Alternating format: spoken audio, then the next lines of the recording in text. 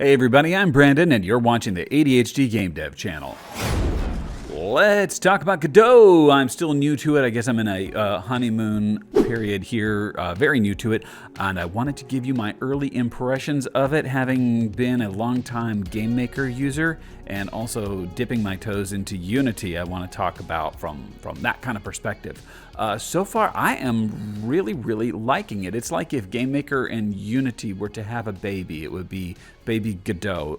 So I think that's cool. It is lightweight, it is fast, it is easy to install, it's easy to get going. The design philosophy is weird coming from GameMaker. GameMaker's really structured, and I like how structured it is. It's easy to comprehend, but it's also very restrictive. Quick thing here, that GameMaker will put you into a room concept, and you set the size of the room like a level, and by default your view stays within that space unless you manually code your view camera to go outside of it. Your player stays in, everything is within the room. Godot doesn't do that. It's like, here's your world space, just drop things into it, and everything is interrelated to one another. It doesn't matter. If the camera moves there, then it's in the play space. So it gets rid of the walls on the room and says, hey, welcome to the playground. So that's kind of cool. The idea of reusable scenes is a really cool concept, because you could have code in the Brachy's tutorial. There was code about making a moving platform. So I added coins to the scene and I accidentally put them underneath the moving platform, and they were using the moving platform code and they were all moving automatically on their own. I was like, whoa, I accidentally did a thing. So you can reuse assets or components or things that you coded so quickly and easily. And some of the stuff that just made me cry is the fact that you can just drop in a camera and just make it a child of the player, and ta-da! The amount of code that I've had to write for that kind of stuff is ridiculous. So there it is, just working right out of the box. A character controller working right out of the box. It's like it wants you to make a game. In GameMaker, you would have to really specifically and manually code in things like gravity to turn it on, turn it off, to stop your vertical momentum so you don't go through a platform, but then very carefully increment your y-axis so that you carefully land on. It's just a lot. It's just a lot. And when you're in Godot, it's like, oh, gravity system. Yeah, I know what that is because we're making a freaking video game. So it actually wants you to make a video game. As I added into community post the other day, my mind was blown when I was making a audio bus system, and I just added audio buses. Oh, here it is. Boop, boop, boop. This is for music. This is for sound. I'm like, every time I get into this stuff, when I think about the number of lines of code I've had to write manually to do stuff, like just basic stuff that should be part of a game, and then even more extended features like, oh, that's just nice. That's just a good quality of life thing like that. So that's very cool. The other couple of things that are just, I think it's a real clincher for Godot over GameMaker is that it includes 3D capabilities, and GameMaker just doesn't. It's also free, community supported, open source. GameMaker isn't.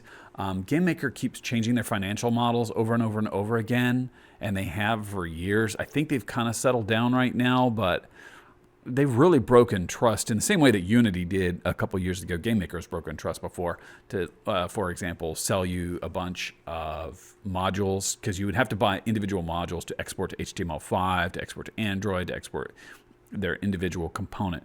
And then they said, oh, we're having a fire sale on all of it. And oh, hey, guess what? Now we're not supporting it anymore because we're coming up with GameMaker Studio 2. I hope you enjoy that for the next few months, the thing that you bought. Yeah, that was a scummy move. I didn't forget. The company was bought and sold a few times, so maybe their philosophy has changed, but they've burned me already. I still use GameMaker, and I like GameMaker as a tool. I never do fully trust it, so I've always got one eye on the door. A few years ago, if Godot was available when I was just starting out, I would have gone with that. No questions asked. If it was available and it was that or GameMaker, Godot is the clear winner, and I would have jumped into it a lot sooner. But I've been waiting to see if it kind of keeps its feet, if it keeps established, if it continues to be a contender. And it's done well. It stayed in the mix. So I think it's proven itself to have at least some longevity so far. It's still new, so it's hard to know. You can't beat Unity for longevity. But I will say, speaking of Unity, that is the exact opposite of Godot. It is a big, powerful, really industry-leading software. Okay, all credit to Unity for that. They deserve that. But you cannot just work in Unity. You have to get Unity and Microsoft Visual Studio. These are two huge programs, both with their own logins and everything that you're going to have to do every bloody time you open a program. So you're running two big programs simultaneously and going back and forth, and it's ridiculous. So you remember how I just said I had accidentally applied something into another system in Godot just by making it a child. I just accidentally dropped it under the wrong thing and it picked up all the coding. Unity is the exact opposite. You can write a script and you can drop it as a component on an object, and then you have to manually tie the component to the object you just dropped it into, because it doesn't even know it's ridiculous. It doesn't even know it's on the object that you put it on. It's frustrating at every turn. So it seems that Godot is trying to remove all of the friction and frustration.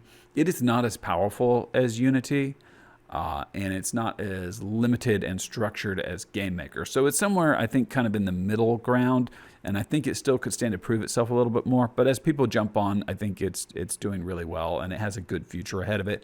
I've been watching it for a while to see if it overcomes some hurdles and maybe gets especially its 3D space looking better, which they have.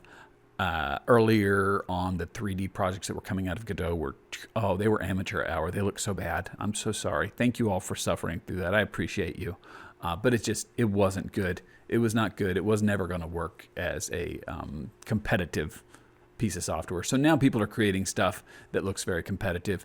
I don't know if they have to put in a whole lot of manual work to make it look competitive, or if Godot is there to help. I'm still learning. I'm still in the kiddie pool side over here. But so far, so good. And if you are looking to get into game design and you're looking for an engine to start with, I'm having a great time with Godot, and I think I could recommend that to you, especially since it's all self-contained in a small, easy-to-install package, and you click it and it starts running so quick. It's nice, especially if you have a slower computer. You can practically run this thing on a cell phone. So there's just a lot to love here. But anyway, let me know what you think. I'm turning into a fanboy here, so I like it. But I hope that you will be awesome today. And don't forget to subscribe if you've enjoyed two of my videos. If this is a video and you've enjoyed two of my videos, please subscribe here. Have a great day.